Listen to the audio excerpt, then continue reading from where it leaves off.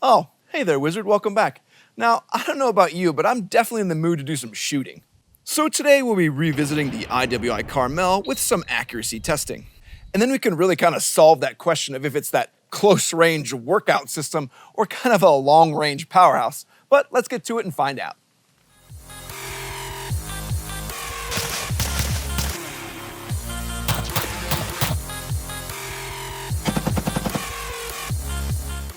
Now, as a reminder, we did do a whole review of the IWI Carmel where we reviewed it like head to toe, and I'll link to it up here if you want to know more about the different individual pieces or just more about that whole weapon system overall. And like I mentioned in that full review, I really want to see what kind of accuracy this whole system can actually produce. As the Carmel is a bit bulkier and heavier than I'd want in like a fast close-range system. Along with the two-stage trigger, the entire platform just seems designed with a longer range use case in mind. And I've actually been told by a few companies that have supplied us with firearms that the piston systems are generally a little bit less accurate, like to expect 2 MOA. And I'd love to hear from you all down in the comments about why a piston system would be different or why it should be the exact same as direct impingement. Just make sure to do it like the ham radio FUDs do and do like a full 3-page paragraph, no punctuation, no nothing. I just absolutely love those. But before we get started, let's take a moment and thank the sponsor of this video. Today's sponsor is HRT Tactical Gear. The HRT team leverages their real-world training experience to develop innovative products from the team-based HRT rack, the weight-bearing L-back, and the arc belt that makes for an insane duty belt setup. So make sure to hit up HRTTacticalGear.com if you're looking to upgrade some of your gear and use discount code TLDco to save yourself a few bucks. What? Definitely don't do the caramel thing again. Well, I got good news for you. HRT is expanding their promotion to Caramel Candy November, where they send those little caramel yums with every order that uses the TLDco discount code. Who's calling? No. Tell them I'll call them back. I heard that HRT actually had to buy a bunch of bags of those little candies, so keep it up, guys. Okay, now where were we? Oh, so my thought was that with the two-stage trigger and the bigger weight, the Carmel was really leaning into that longer range roll, but I really wanted to test it. Like, it's 8 pounds without even loading it up. I certainly don't think I'd love throwing like a 2-pound D-ball D2 on there and make it like a 11-pound setup with an optic. And I'm also a bit concerned that the height of the overall system may come into play.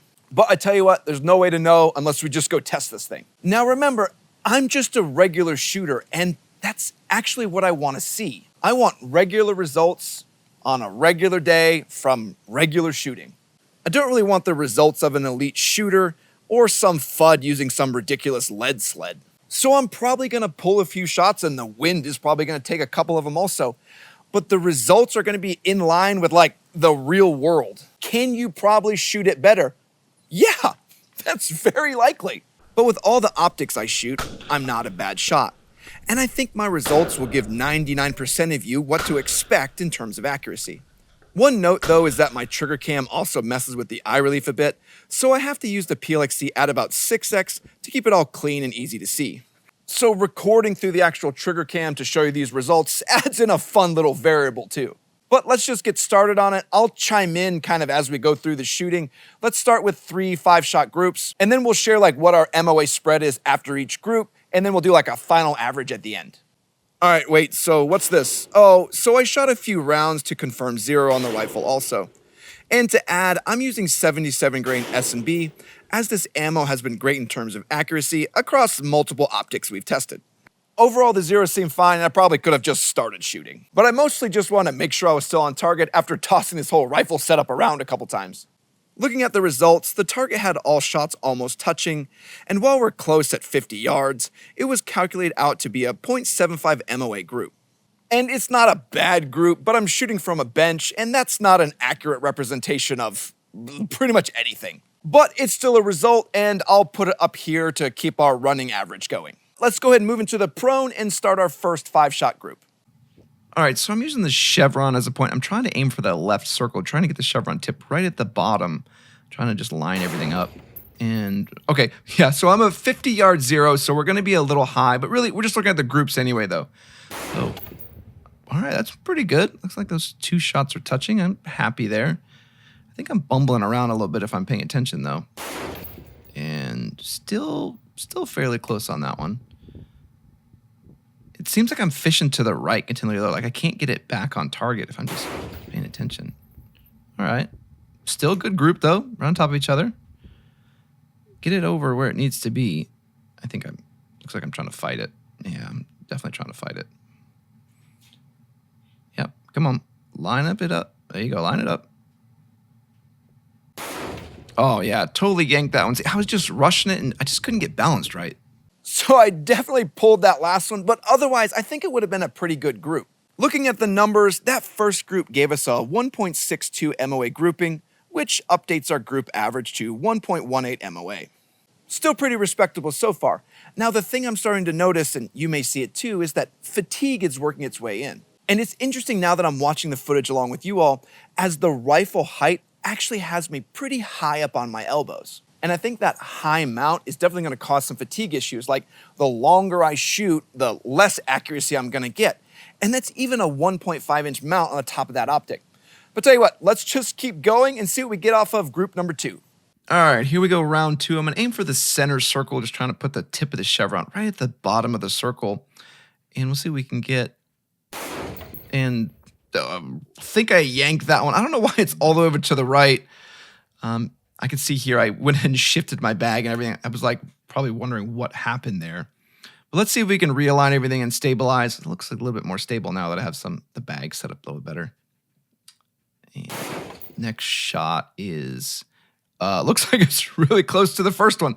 So however I'm yanking the first one, I yank the next one. Actually, no, it's in the red, so that's not so bad. This shot, extremely close to that second one. That's good. This is going to be a good group as long as that first one I threw to the side. Let's see if we can get a clean next one. And yeah, again. Okay, so looks like I calmed down. We're finally doing good on these shots. See if we can get through the last one without throwing it wildly somewhere. Looks like I'm trying to calm down for it. And no, I pulled it all the way down to the bottom.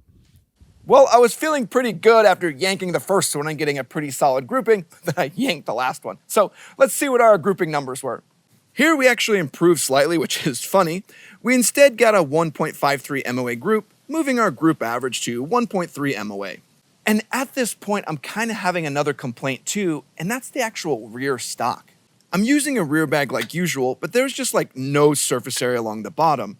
And I don't know if you caught it, but it seems like I'm having to constantly balance the weapon system like a teacup, instead of it just naturally resting on my backpack and rear bag. And having to constantly play into the balance game adds even more fatigue into the whole problems we're already seeing. I'll be totally honest with you, I'm not really loving this platform for like a long-range weapon system. And as I'm going, it really adds some challenges into where the IWI Carmel really falls. But let's do our next group, and let's see how many of them I can yank off the target. All right, at this point, I knew it was time for redemption, so we're aiming at the bottom of the right-hand circle. And let's see what we can do on the very first one. Looks like fairly good center. I remember that was one not feeling very good, and trying to focus on the next follow-up shot and taking my time with it. And so I pulled this one far to the right. Now, okay, this was the moment I remembered. I really started going back to the basics and just kind of reset, started focusing on breathing, started calming down, and really trying to put everything back in, the basics of aiming, breathing, calming down to try and get back in that top spot, not the one that I keep pulling over to the right. And once I finally let this go, let's see where it goes. If I ever let it go. Good grief. Come on, how long is this? Oh, see? Okay, see? Time helped. Looks like it was right on top of the last shot. So again, focusing on my breathing, focusing on the form. Let's see if you can put another one right there. There you go. There's 3 on top of each other. But yeah, 3-shot groups don't count, because otherwise that would be a good score. All right, and I know on the last one, I'm still trying to focus, but like I'm on my elbows. I'm kind of bumbling all over. Yeah, look how wild that one is. Nope, it's not gonna work. After missing the first one, I really spent some time getting back to the basics and focusing, so let's see where this one ended up. Well, that wasn't anything impressive. The group ended up being 2.18 MOA, which changed our average to 1.52 MOA.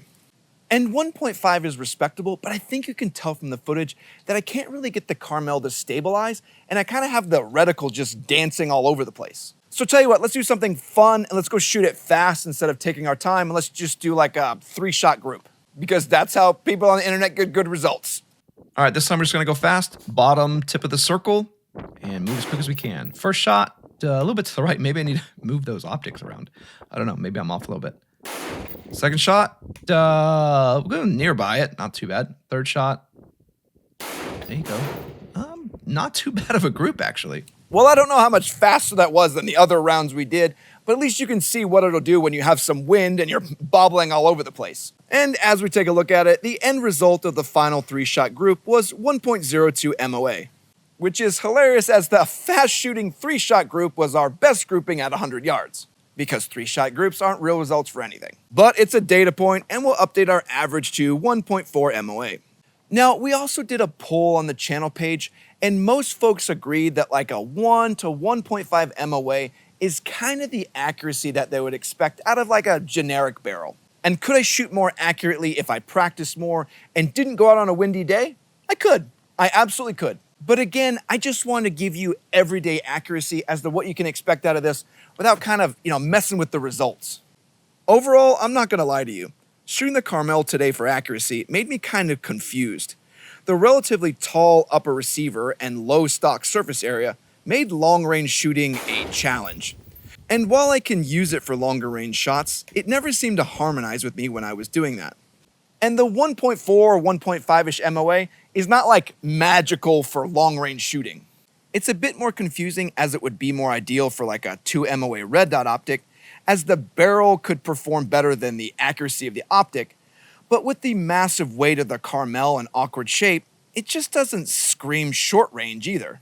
So overall, I don't dislike the Carmel at all, I just don't know what it's really designed for. Long range is okay. Short range is all right, I suppose, just make sure to hit the gym. And maybe I just need to leverage all of you, so let me know down in the comments what role do you think the IWI Carmel would really just shine in. Because with me, the 2-stage trigger makes me think reaching out, but then like the high height of the whole system makes me think close range, but then the overall weight of the whole thing makes me think prone. And in the end, the Carmel is exciting and unique, but I think it struggles with what role it's trying to fill.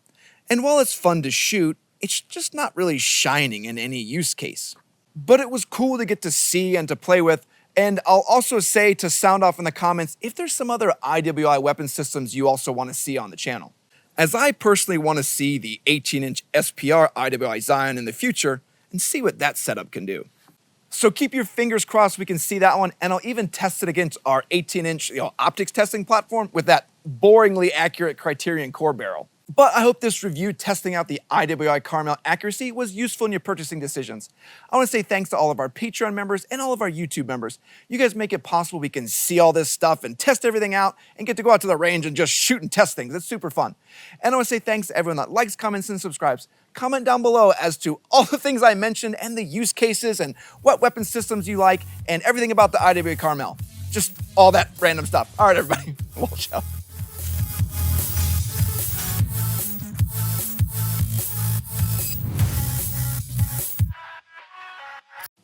I was thinking about reshooting that last bit instead of just rambling like that. But then I remembered there's probably 6 of you that watched to the bloopers part. Like, most people probably don't even know there's a bloopers part at the end, which is entertaining. And I think there's planes and trains and everything else. All right, get out of here. Go win some contests or something. All right, later.